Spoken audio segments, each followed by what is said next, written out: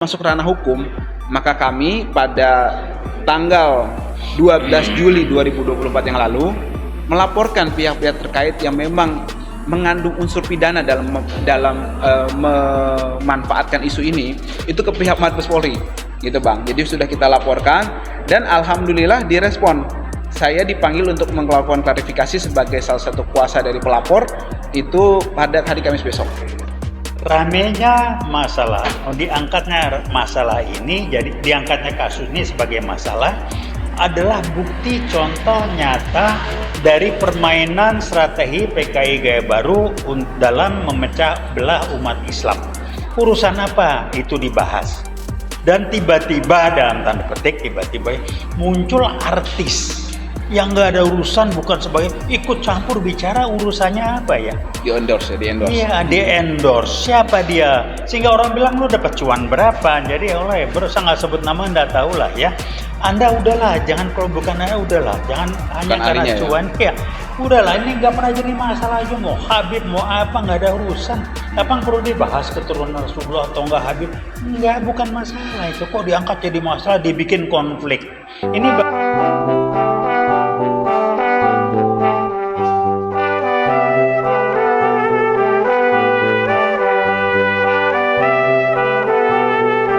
Assalamualaikum warahmatullahi wabarakatuh. Rekan-rekan, kita bicara lagi dengan rekan saya, Nur Aziz.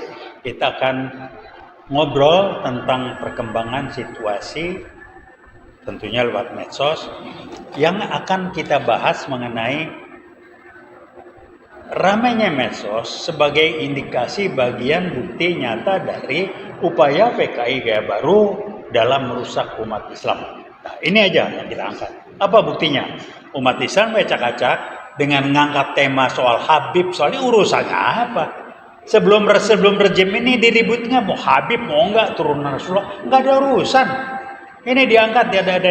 Yang lebih menarik lagi, kok ada orang yang bukan profesinya sebagai ulama, maaf, dia penyanyi, tiba-tiba ngomong kayak ulama, sehingga orang bilang, loh kok jadi pindah ini? Orang kalau gue mengatakan ada cuannya kali ya, saya nggak tahu. Ini yang ingin saya sampaikan. Tolong komentar Anda kira-kira seperti apa? Kita berkomentar lah ya. Ya, bismillahirrahmanirrahim. Terima kasih kepada Bang kita, Bang Taufik, senior saya, dan juga teman-teman pemirsa sekalian dari WeWatch atas kesempatan dan waktu yang diberikan. Soal perihal mengenai ribut-ribut nasab ini memang kalau menurut saya kita harus melihat dari perspektif lain. Perspektif hukum akan saya bahas nanti di bab kedua setelah ini, Bang. Nah, yang pertama yang kita akan bahas adalah ini ada apa di balik isu ini. Nah, kalau saya dugaan kita adalah yang pertama memang ini bagian dari grand design untuk memainkan isu konflik, Bang. Gitu. Jadi memang negara ini, masyarakat ini harus diadu domba terus supaya tidak ada kemajuan yang timbul di dalam masyarakat itu sendiri. Gitu.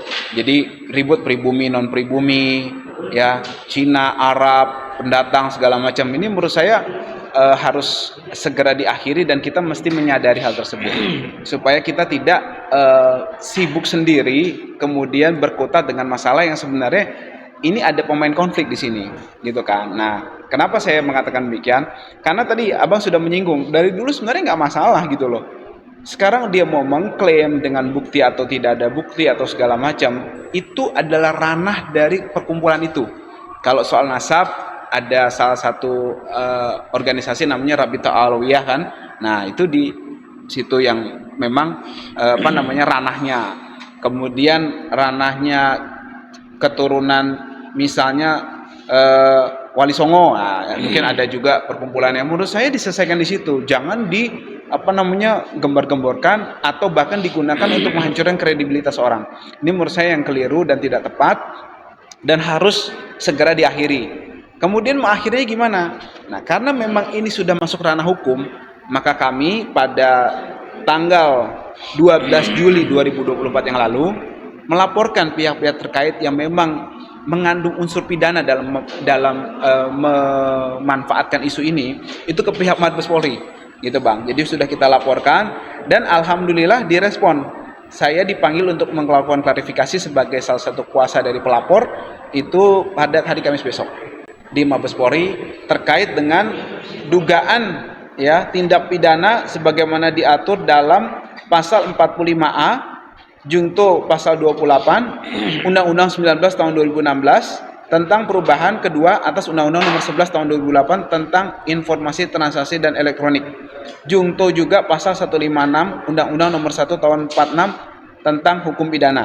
Nah, di situ ada channel yang memang provokatif, diduga mengandung unsur sara, ya, isi dan kontennya itu menyerang dan melakukan pelanggaran hukum sebagaimana tadi saya sebutkan. Nah, itu Bang. Jadi memang kita secara geopolitik tadi sudah saya sampaikan, ini ada apa, jangan sampai kita terjebak. Yang kedua, secara hukum tadi sudah saya sampaikan. Singkatnya demikian Bang Taufik. Oh, baik, terima kasih. Ini apa ya, pencerahan dari aspek legal hukumnya, dan saya ingin mengingatkan kembali ramenya masalah, diangkatnya masalah ini, jadi diangkatnya kasus ini sebagai masalah adalah bukti contoh nyata dari permainan strategi PKI Gaya Baru dalam memecah belah umat Islam.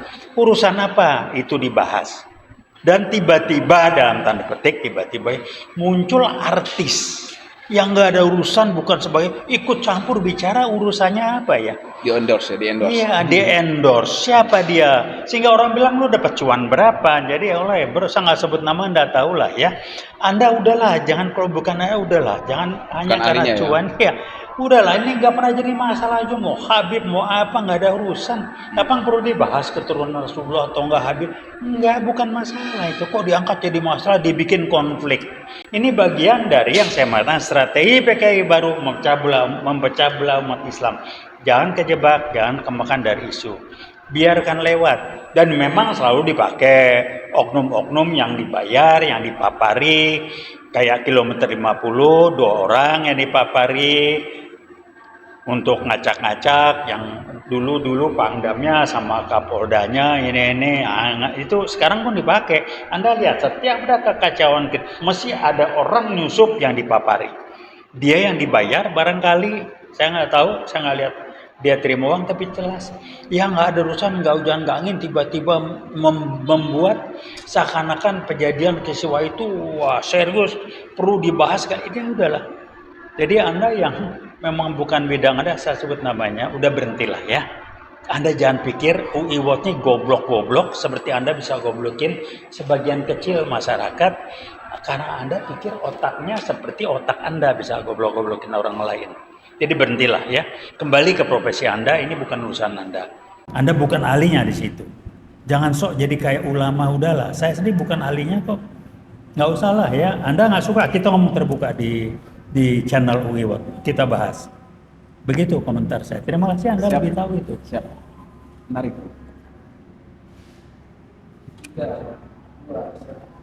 Assalamualaikum warahmatullahi Assalamualaikum warahmatullahi wabarakatuh.